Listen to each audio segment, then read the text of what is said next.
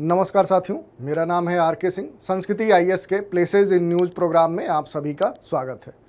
जैसा कि आप सभी जानते हैं कि हम अपने इस सीरीज़ में चर्चा में रहने वाले विभिन्न भौगोलिक अवस्थितियों के बारे में मानचित्र के माध्यम से उन पर प्रकाश डालते हैं।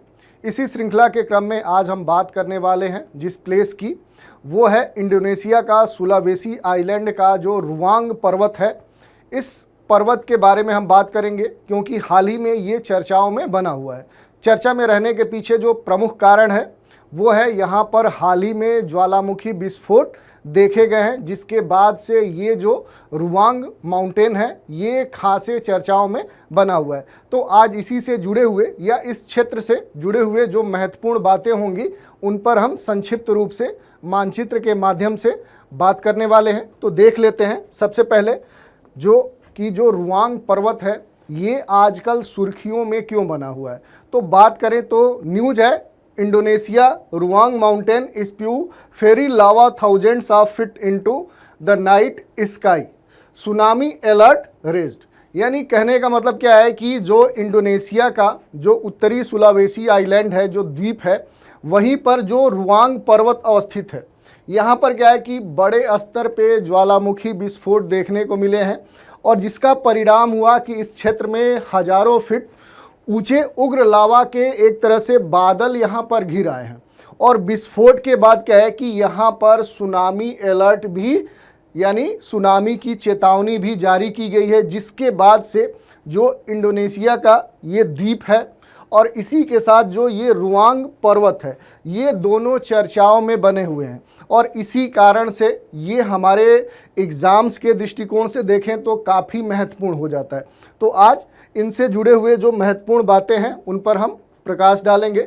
सबसे पहले अगर हम बात करें कि ये जो घटना हुई है ये कहाँ पर हुई है, तो अगर मानचित्र पर देखें तो यहाँ पर क्या है कि जो इंडोनेशिया के अलग अलग जो द्वीप हैं उन्हीं में से जो यहाँ का जो सुलावेसी आइलैंड है, ये क्या है कि आपका ये सुलावेसी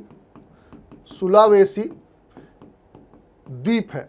इसी द्वीप पर क्या है कि एक माउंटेन आपको देखने को मिलेगा, उसका नाम है रुवांग माउंटेन। और यहीं पर क्या है कि यहाँ पर ज्वालामुखी विस्फोट देखने को मिले हैं और इस कारण से क्या है कि ये जो पर्वत है ये खासे चर्चाओं में बना हुआ है। और अगर बात करें तो ये जो रुवांग पर्वत है ये क्या है कि समुद्र तल से लगभग 10,932 फीट ऊंचाई पर है। और इसी के साथ क्या है कि इसमें एक काल्डेरा भी है, क्योंकि अगर हम बात करेंगे तो मूल रूप से क्या है कि ये जो पूरा पर्वत है ये क्या है कि एक स्ट्रेटोवोल्केनो है, उस पर भी आएंगे। तो ये क्या है कि सबसे पहले ये हमें देखना है कि ये आखिर ये जो रुवांग पर्वत है ये इंडोनेशिया के किस पार्ट में अवस्थित है। तो जो सुलावेसी का जो नॉर्थ पार्ट है, यानी कि जो इसका नॉर्दर्न सेक्शन है, वहीं पर ये अवस्थित है। दूसरी अगर हम बात करें तो ये मूल रूप से क्या है कि एक स्ट्रेटोवोल्केनो है। अगर हम बात करें तो ये जो रुवांग पर्वत है ये एक वोल्केनो है, एक ज्वालामुखी भू आकृति है। अगर हम बात करें कि आखिर ये स्ट्रेटोवोल्केनो होता क्या है, तो मूल रूप से क्या है कि ये एक मिश्रित, कह सकते हैं कि एक मिश्रित ज्वालामुखी शंकु होता है।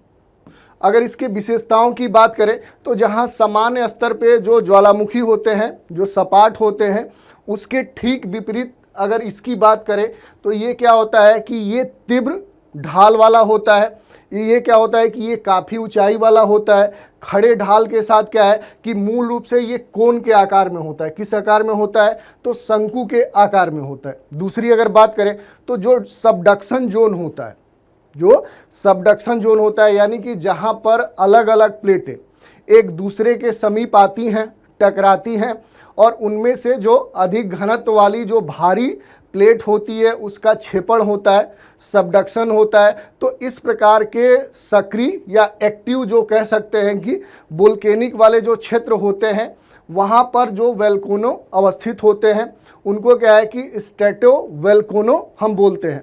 तो ये मूल रूप से क्या है कि यहाँ पर अवस्थित एक महत्वपूर्ण स्ट्रेटोवोल्केनो है। दूसरी अगर बात करें तो इसका जो निर्माण हुआ है वो मूल रूप से क्या है कि एंडेसाइट और डेसाइट के विस्फोट रूपी तत्वों से हुआ है। दूसरी अगर हम बात करें तो इसमें क्या है कि जो लावा है वो अधिक चिपचिपा है, चिपचिपा होने के पीछे कारण क्या है? इसका मतलब कि इसमें सिलिका, जो सिलिका है, सिलिका तत्व की जो मात्रा है वो अधिक होती है, और यही जो मात्रा है वो इस प्रकार के वोल्केनो को कह सकते हैं कि अधिक विस्फोटक बनाने का महत्वपूर्ण कारक है। दूसरी अगर बात करें तो इसमें क्या है कि लावा के साथ क्या है कि इसमें कह सकते हैं कि पायरोक्लास्टिक जो सामग्री है, जो सब्सटेंस है, उनकी मात्रा अधिक है। कहने का मतलब क्या है कि इसमें जो तरल पदार्थ हैं उनकी मात्रा अधिक होती है। दूसरी अगर बात करें तो ये जो स्ट्रेटोवोल्केनो होते हैं, जब ये धीरे धीरे इनएक्टिव हो जाते हैं तो इसमें क्या देखा जाता है कि ये जो एक तरह से गुंबदाकार जो शेप ले लेते हैं, तो उसमें क्या है कि एक गड्ढा बन जाता है, और बाद में इस गड्ढे में क्या है कि देखते हैं कि हम जल या इस तरह के जो विभिन्न तत्व हैं वो धीरे धीरे उसमें भरने लगते हैं, और इस प्रकार का स्ट्रेटोवोल्केनो का निर्माण होता है। तो ये हमने देख लिया कि संक्षिप्त में कि ये जो रुवांग पर्वत है ये क्या है कि एक तरह का एक स्ट्रेटोवोल्केनो है।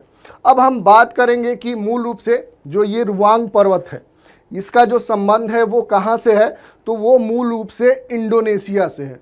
तो अगर हम विश्व मानचित्र पर आएँ तो उसमें अगर हम बात करें कि आखिर जो इंडोनेशिया है उसकी अवस्थिति कहाँ है, उसका लोकेशन कहाँ है, तो उसमें क्या है कि हमें जो देखने को मिलेगा तो ये क्या है कि अगर हम एशिया में भी कहाँ आना है, साउथ ईस्ट एशिया में अगर आएंगे तो यहाँ पर क्या है कि हमें विभिन्न द्वीपीय क्षेत्र देखने को मिलेंगे, और इन द्वीपों से ही मिलकर क्या है कि इंडोनेशिया जो देश है उसका निर्माण होता है। और इसमें अगर हम बात करें तो ये जो देश है इसमें लगभग 14,000 से भी अधिक क्या है कि द्वीप सम्मिलित हैं, लेकिन इनमें से केवल 6,000 जो द्वीप हैं वहाँ पर आबादी हमें देखने को मिलती है। और सामान्य तौर पे अगर हम ये पूरे देश की बात करें तो ये जो इंडोनेशिया जो विभिन्न द्वीपों से मिलकर बना हुआ एक देश है, ये क्या है कि एक पर्वतीय देश है।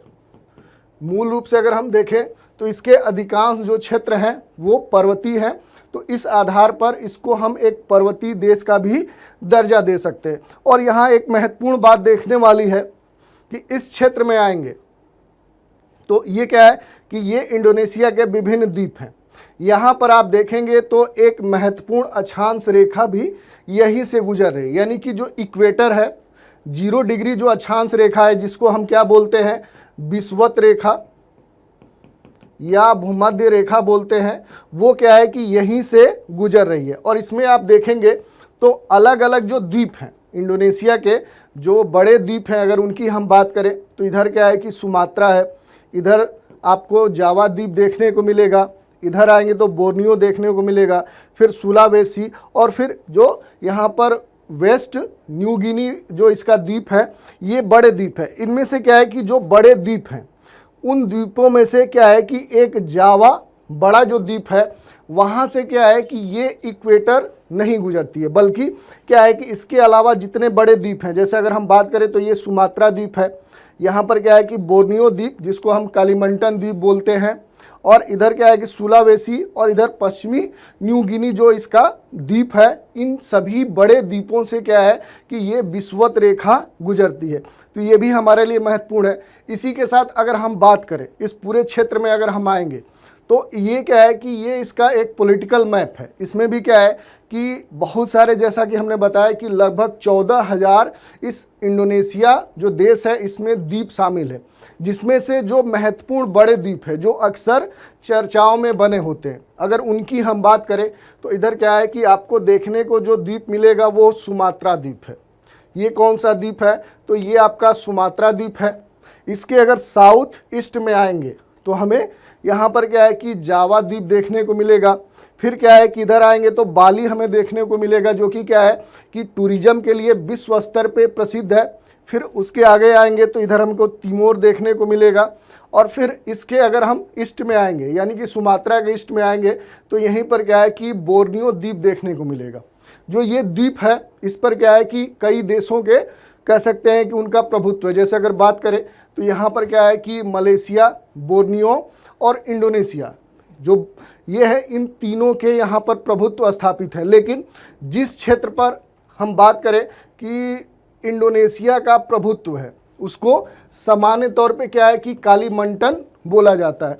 तो इस तरह से क्या है कि सुमात्रा के अगर हम पूरब में आएंगे तो यहाँ बोर्नियो द्वीप देखने को मिलेगा जिसको हम कालीमंटन बोलते हैं, और फिर उसके आगे आएंगे तो हमको सुलावेसी आइलैंड देखने को मिलेगा, और फिर उसके अगर पूरब में आएंगे तो यहीं पर क्या है कि हमें पश्चिमी कह सकते हैं पापुआ या न्यू गिनी, जो कि क्या है कि मूल रूप से जो इसका पूर्वी भाग है जो पापुआ न्यू गिनी के नाम से एक स्वतंत्र राष्ट्र है, उसी का जो पश्चिमी हिस्सा है उस पर क्या है कि इंडोनेशिया का कह सकते हैं प्रभुत्व है। इस कारण से इस द्वीप को इंडोनेशिया में शामिल किया जाता है। इस द्वीप को एक दूसरे नाम से भी बोला जाता है जिसको हम इरियन द्वीप भी कहते हैं। तो इस तरह से क्या है कि ये सामान्य तौर पे अगर हम बात करें तो ये पूरा इंडोनेशिया जो देश है उसके विभिन्न जो क्षेत्र हैं जहाँ पर जिन द्वीपों पर इंडोनेशिया का प्रभुत्व है उनका ये मानचित्र है। इसमें भी अगर हम बात करें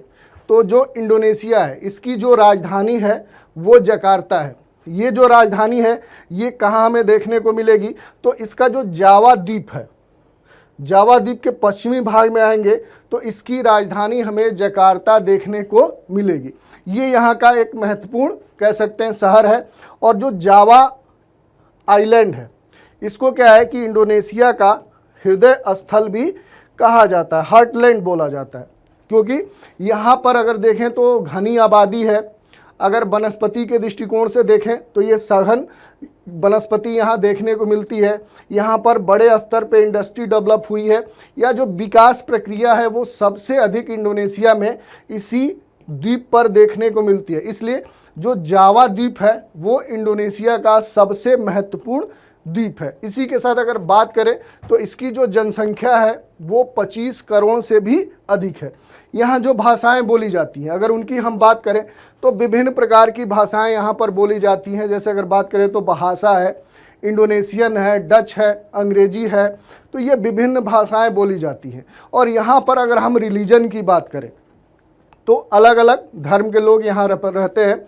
उनमें जो सबसे अधिक जनसंख्या है वो है इस्लाम धर्म की, और अगर हम बात करें तो लगभग 87% यहाँ की जो जनसंख्या है वो इस्लाम धर्म को मानती है। उसके अलावा क्या है कि यहाँ पर बड़े स्तर पे ईसाई और हिंदू धर्म को मानने वाले लोग यहाँ पर रहते हैं। तो ये हमने देख लिया सामान्य स्तर पे जो इंडोनेशिया है उसके क्षेत्र और उससे जुड़ी हुई जो महत्वपूर्ण बातें हैं। अब देखिए ये क्या है कि यहाँ का या इंडोनेशिया के जो प्रमुख द्वीप हैं उनके बारे में दिया गया है। तो ये आपको पता होना चाहिए कि जो इंडोनेशिया है उसके कौन कौन से द्वीप महत्वपूर्ण है। जैसे अगर हम बात करेंगे तो इधर अगर आए हम तो ये क्या है कि ये इसका सुमात्रा आइलैंड है, और यहीं पर क्या है कि एक महत्वपूर्ण झील हमें देखने को मिलेगी जिसको हम क्या बोलते हैं, टोबा लेक। टोबा लेक ये कहाँ पर देखने को मिलेगी, तो जो इसका सबसे पश्चिमी आइलैंड है वहाँ पर ये देखने को मिलेगी। और ये क्या है कि एक क्रेटर झील है। ये क्या है कि एक क्रेटर झील है। क्रेटर झील कहने का मतलब क्या है कि यहाँ पर ज्वालामुखी विस्फोट हुआ था और उसके इनएक्टिव होने के बाद जो वहाँ पर एक शेप बन जाता है खुला वाला, या कह सकते हैं कि इस तरह का एक कह सकते हैं तालाब रूपी जो आकृति बनती है, उसी में जल के प्रवेश करने के साथ या उसमें जल के भरने के बाद जिस झील का निर्माण होता है उसको हम क्रेटर झील बोलते हैं। तो यहाँ पर क्या है कि टोबा झील देखने को मिलेगी। दूसरा जो द्वीप है जो महत्वपूर्ण हमने बताया कि यहाँ पर क्या है कि जावा द्वीप है जिसको यहाँ का हार्टलैंड बोलते हैं। यहाँ पर कह सकते हैं कि इसकी राजधानी व्यवस्थित है, सघन वनस्पति है, और इसी के साथ यहाँ का जो पॉपुलेशन है वो इंडोनेशिया के अन्य द्वीपों की अपेक्षा अधिक है। और उसके बाद अगर हम बात करें तो इधर क्या है कि बोर्नियो का वह क्षेत्र जो क्या है कि जिस पर इंडोनेशिया का प्रभुत्व है उसको क्या है कि हम कालीमंटन या बोर्नियो आइलैंड बोलते हैं। उसके आगे ये सुलावेसी है, और आगे आएंगे तो यहाँ पर पश्चिमी न्यू गिनी इसका आइलैंड देखने को मिलेगा। तो इसके द्वीपीय क्षेत्र थे। अब इसके थोड़ा सा फिजिकल एस्पेक्ट की हम बात कर लेते हैं, ठीक है। तो यहाँ पर क्या है कि ये जो पूरा क्षेत्र है हमने बताया कि ये एक पर्वतीय देश है, और यहाँ पर क्या है कि बहुत सारे आइलैंड हैं, जिसमें क्या है कि यहाँ पर विभिन्न कह सकते हैं जलीय क्षेत्र आपको देखने को मिलेंगे। और मूल रूप से अगर आप बात करें तो यहाँ पर क्या है कि पैसिफिक ओशियन और इंडियन ओशियन के जलीय क्षेत्र हमें देखने को मिलते हैं। इसी के साथ अगर हम बात करें तो यहाँ बहुत सारे छोटे छोटे सागर देखने को मिलेंगे और उनकी अवस्थिति हमारे लिए सबसे महत्वपूर्ण है। जैसे अगर हम बात करें तो देखिए यहाँ पर क्या है कि इधर आपको इंडियन ओशियन, हिंद महासागर देखने को मिलेगा। इसी के साथ क्या है कि अगर इसके उत्तर में आएंगे तो यहाँ पर अंडमान सी या अंडमान सागर देखने को मिलेगा। और फिर क्या है कि यहाँ पर क्या है कि गल्फ ऑफ थाईलैंड देखने को हमें मिलता है। फिर क्या है कि यहाँ पर साउथ चाइना सी का भी पार्ट है। और इसके और अगर हम साउथ में आएंगे और यहाँ पर क्या है कि जावा सी देखने को मिलेगा। फिर क्या है कि इसके अगर साउथ में आएंगे तो यहाँ हिंद महासागर का जलीय क्षेत्र देखने को मिलेगा। और फिर क्या है कि जब इधर आएंगे तो यहाँ पर सेलेबस सी देखने को मिलता है। और फिर क्या है कि यहाँ पर साउथ चाइना सी और सेलेबस सी के बीच में क्या है कि हमें सुलू सी देखने को मिलेगा। इसके अलावा क्या है कि यहाँ पर जो महत्वपूर्ण सागर हैं उनमें अगर आएंगे तो हमें बांदा सी देखने को मिलता है, बांदा सागर। तो ये क्या है कि कुछ यहाँ के महत्वपूर्ण जलीय क्षेत्र हैं। और फिर क्या है कि यहीं पर फ्लोरेस सी है। अब देखिए इसी के साथ अगर हम बात करें यहाँ के विभिन्न महत्वपूर्ण बातों की, तो यहाँ पे जो जावा द्वीप है, यहाँ पर क्या है कि ये क्या है कि आपका जावा आइलैंड है। यहाँ पर एक महत्वपूर्ण कह सकते हैं कि पर्वत अवस्थित है जिसको हम माउंट ब्रोमा बोलते हैं। यहाँ पर क्या है कि आपको माउंट ब्रोमा पर्वत देखने को मिलेगा। ये मूल रूप से क्या है कि यहाँ पर एक सक्रिय ज्वालामुखी पर्वत है, यानी यहाँ पर अक्सर कह सकते हैं कि वोल्केनो एक्टिविटी देखने को मिलती है। और यहीं पर क्या है कि अगर आप आएंगे तो इधर क्या है कि सुमात्रा है और इधर जावा है। तो जावा और सुमात्रा इन दोनों के मध्य में आएंगे तो यहाँ पर भी क्या है कि आपको एक महत्वपूर्ण ज्वालामुखी द्वीप देखने को मिलेगा, जिसको हम क्या बोलते हैं, क्राकाटाउ, जो कि क्या है कि मूल रूप से एक कह सकते हैं कि यहाँ का एक्टिव ज्वालामुखी क्षेत्र है। और इसी के साथ अगर हम आएंगे तो इसका जो सबसे पूर्वी भाग है, जहाँ पर इरियन या कह सकते हैं कि ये वाला जो इसका क्षेत्र है जिसको पश्चिमी हम न्यू गिनी द्वीप बोलते हैं, इस क्षेत्र में आएंगे तो यहाँ पर इंडोनेशिया का सबसे ऊंचा पर्वत हमें देखने को मिलेगा, जिसको हम पुनकांग जिया बोलते हैं। तो यहीं पर क्या है कि इंडोनेशिया का सबसे ऊंचा पर्वतीय क्षेत्र हमें देखने को मिलता है। और अगर हम बात करें तो ये पूरा जो इंडोनेशिया का क्षेत्र है, ये सामान्य तौर पे इंडोनेशिया का पूरा क्षेत्र क्या है कि विभिन्न प्रकार के ज्वालामुखी एक्टिविटी से घिरा हुआ क्षेत्र है। और इस कारण से क्या है कि यहाँ पर लावा युक्त मिट्टी देखने को मिलती है। और जो लावा युक्त मिट्टी होती है, अगर इसकी उर्वरता की बात करें, फर्टिलिटी की बात करें, तो वो क्या होती है कि वो ऊंची होती है, जिसके कारण से इस उर्वरक मृदा होने के कारण या जहाँ भी इस प्रकार के लावा युक्त मृदा यहाँ विकसित हुई है, वहाँ पर क्या है कि कृषि के दृष्टिकोण से देखें तो वो क्षेत्र महत्वपूर्ण होता है। और इस दृष्टिकोण से क्या है कि जो इंडोनेशिया है, यहाँ पर जिस मिट्टी का सबसे अधिक विकास हुआ है उसमें क्या है कि लावा युक्त मिट्टी है और दूसरी जो मिट्टी है वो क्या है, वो है लेटराइट मिट्टी। तो दो प्रमुख मृदाओं का विकास हुआ है। और अगर हम पूरे इंडोनेशिया की बात करें कि आखिर जो इंडोनेशिया है ये यहाँ की जलवायु कैसी है, यहाँ का क्लाइमेट कैसा है, तो जलवायु के दृष्टिकोण से देखें तो ये क्या है कि एक विषुवत रेखीय क्षेत्र में अवस्थित है। और इस कारण से क्या है कि यहाँ की जो मानसूनी विशेषताएं हैं उसमें क्या है कि विषुवत रेखीय मानसूनी और इसी के साथ मानसूनी जो जलवायु है वो देखने को मिलती है। और इस दृष्टिकोण से क्या है कि इस पूरे आइलैंड में यहाँ पर जो तापमान देखा जाता है वो अधिक होता है, यानी कि सालों भर यहाँ का तापमान अधिक होता है। और इसी के साथ क्या है कि वर्ष भर यहाँ वर्षा होती है। यही कारण है कि यहाँ पर अगर हम वनस्पति की बात करें तो यहाँ पर विषुवत रेखीय वन देखने को मिलते हैं। मूल रूप से क्या है कि इसके अधिकांश क्षेत्रों में जो कि क्या है कि इक्वेटर के समीप अवस्थित होने के कारण यहाँ वर्षा और तापमान सालों भर अधिक रहता है, जिसके कारण यहाँ विषुवत रेखीय वन देखने को मिलते हैं। लेकिन वहीं पर यहाँ के जो मुख्य पर्वतीय क्षेत्र हैं वहाँ पर अगर हम जाएंगे तो क्या है कि वहाँ पर हमें सदापर्णी वन देखने को मिलते हैं। सदापर्णी वन यहाँ के जो पर्वतीय क्षेत्र हैं वहाँ पर हमें देखने को मिलते हैं। वही क्या है कि अगर जो वर्षा विमुख जो ढाल वाले क्षेत्र हैं वहाँ पे जाएंगे तो हमें क्या है कि पर्णपाती वन के साथ वहाँ पर क्या है कि हमें सवाना वनस्पति देखने को मिलती है। तो ये क्या है कि जलवायु के आधार पर ही क्या है कि इंडोनेशिया के जो विभिन्न क्षेत्र हैं वहाँ पर वनस्पति का विकास हुआ है। और इसमें भी अगर हम बात करें एग्रीकल्चर की कि जो पूरा इंडोनेशिया है यहाँ पर कृषि का विकास कैसे हुआ है, तो पहले ही हमने बताया कि पूरा इंडोनेशिया का जो क्षेत्र है ये क्या है कि पर्वतीय देश है। इस कारण से यहाँ पर कृषि योग्य भूमि क्या है कि सीमित है। और इस आधार पर देखें तो अगर कृषि की बात करें तो इंडोनेशिया में केवल 10% जो भूमि है उसी पर कृषि की जाती है। हाँ, ये अलग बात है कि इंडोनेशिया में क्या है कि चावल, मक्का, कोको, गन्ना या शकरकंद के साथ सोयाबीन का बड़े स्तर पर उत्पादन होता है।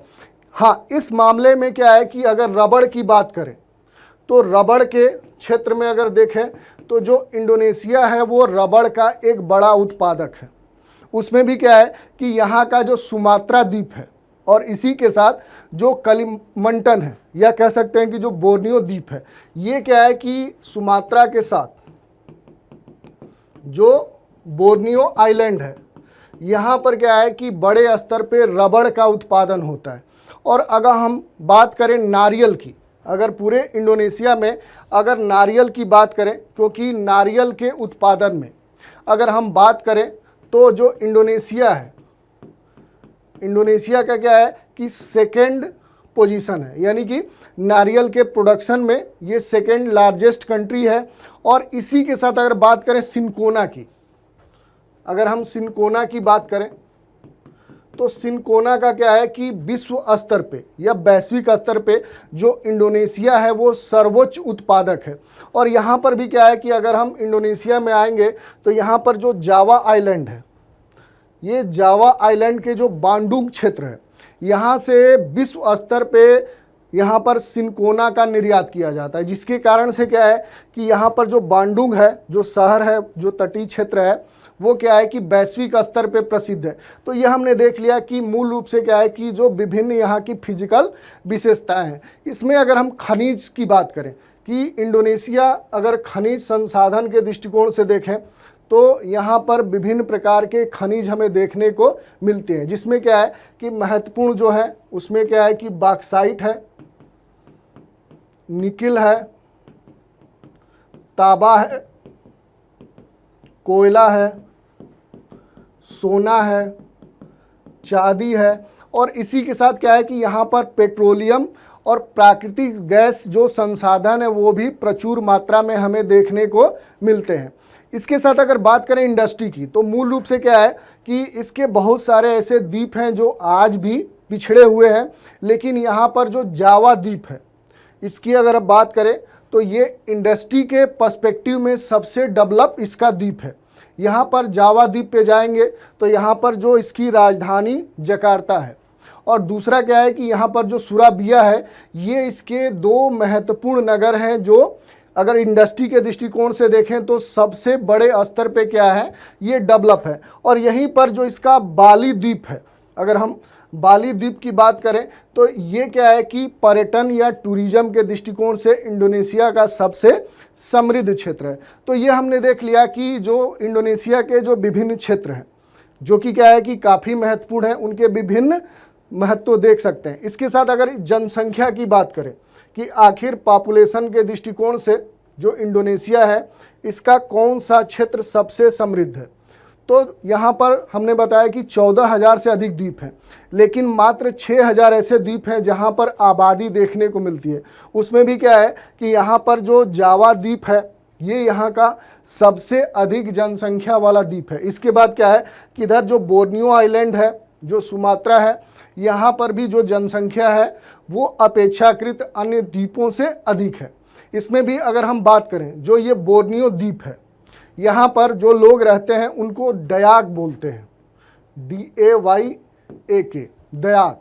और यहाँ पर जो विभिन्न ट्राइब्स रहती हैं उनको मिन्हास या मुलुका बोला जाता है।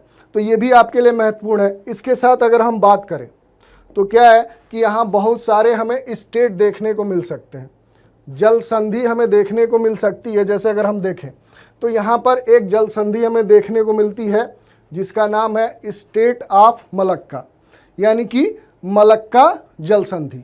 अगर हम बात करें मलक्का जल संधि को तो ये क्या है कि जो इंडोनेशिया का इधर सुमात्रा द्वीप है और दूसरे तरफ अगर हम जाएंगे तो मलेशिया का जो मलय प्रायद्वीप है, इन दोनों को ये जो स्टेट है मलक्का ये अलग करने का काम करती है। और किन दो जल निकायों को जोड़ने का काम करती है, तो यहाँ पर अगर हम देखेंगे तो इधर क्या है कि जावा सी देखने को मिलेगा और इधर आएंगे तो हमें अंडमान सी देखने को मिलेगा।